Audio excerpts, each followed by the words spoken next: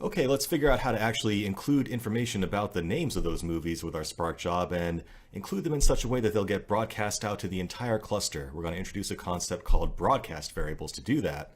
So let's see how it works. All right, so let's make this result a little bit better for our most popular movie script, and we want to display movie names and not just the ID. So there are a few ways we could go about doing this. I mean, the most straightforward method would be to just read in the u.item file that we looked at to look up what movie ID 50 was and see it meant Star Wars. And we could just load up a giant table in Python and reference that when we're printing out the results within our driver program at the end. And that'd be fine, but what if our executors actually need access to that information? How do we actually get that information to the executors? What if one of our mappers or one of our reduce functions or something needed access to the movie names? Well, it turns out that Spark will sort of automatically, magically forward any Python objects that you might need for your mappers or reducers to complete. And that can be very handy, but it can also be very inefficient. If that table were very massive, you'd end up transferring that table across to all of your executor nodes every time it was needed. And that, if you have a big table, that can add up quickly and cost you a lot of performance. But Spark offers a way to actually just transfer information once to every executor node in your Spark cluster and keep it there. So if you do know you're going to need some lookup data or some other data or any kind of object really on the various nodes of your Spark cluster, there is a way to do that efficiently and send it up there once and just keep it there handy so it can be referenced whenever needed. And that is called a broadcast variable. So Spark offers something called a broadcast object, and the way it works is you take your Spark context object and you call broadcast on it, and as a parameter you will ship off whatever object you want to broadcast to every node, and it will do all the work of serializing it and sending it across the wire and making it available to every executor node in your cluster. And then from your code you just call .value to actually retrieve the object from the broadcasted object. And it'll make a little bit more sense when we look at it in an example, so let's go off to the code and actually make that happen. So let's see how broadcast variables let us transmit the table of movie IDs to movie names to whatever nodes our job might be running on. So in the resources, look for the Popular Movies Nicer Python script, save that to your Spark course folder, and we'll open it up.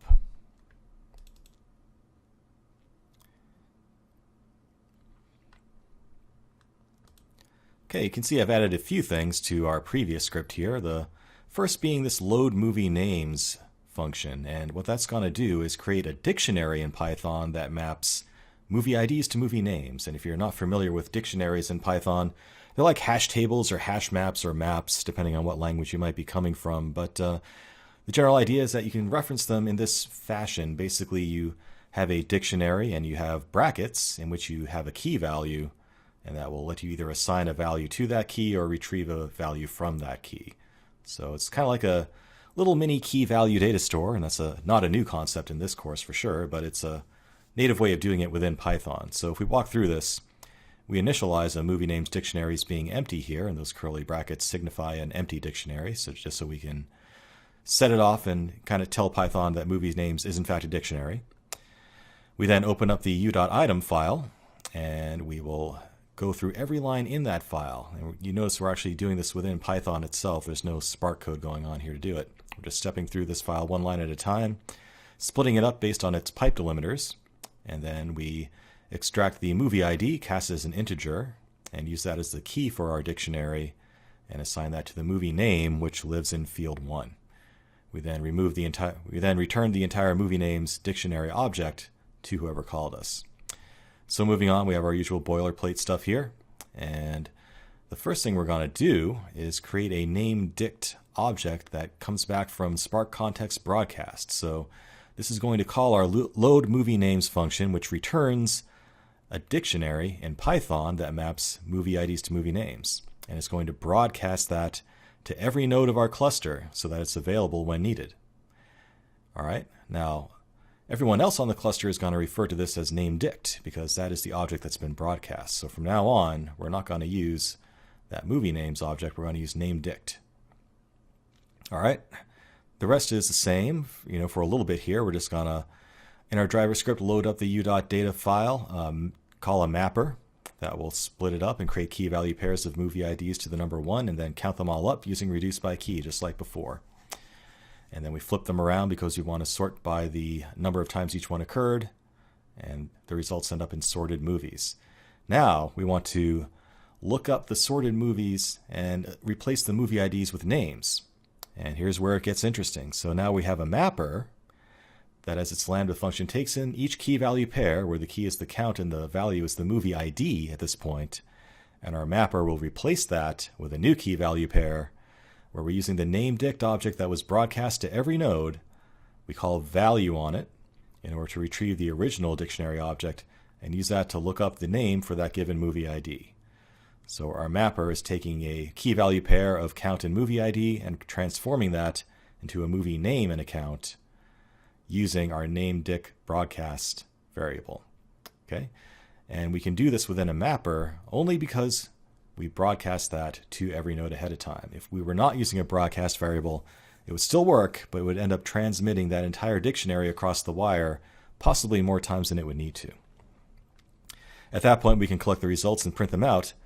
And this time, our sorted movies with names RDD will actually contain movie names instead of movie IDs and be more readable. So let's run that and see it in action. Spark-submit. What do I call this again? Popular movies nicer.py.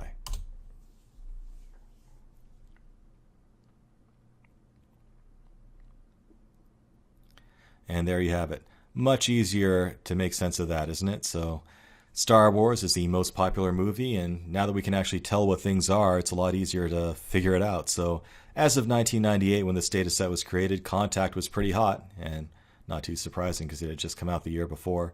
Fargo was still hot. It was a good movie. Return of the Jedi, Liar, Liar. Again, kind of a surprise. And you know, later on, we're going to be looking at similarities between movies and movie recommendations using the same data set. So if you start to see some of these same titles appear again, don't think the results are too weird. Remember, these were hot movies back in 1998. So just because you see some movie being similar to The English Patient or to Liar later on, that shouldn't surprise you because in the context of 1998, it may have made perfect sense.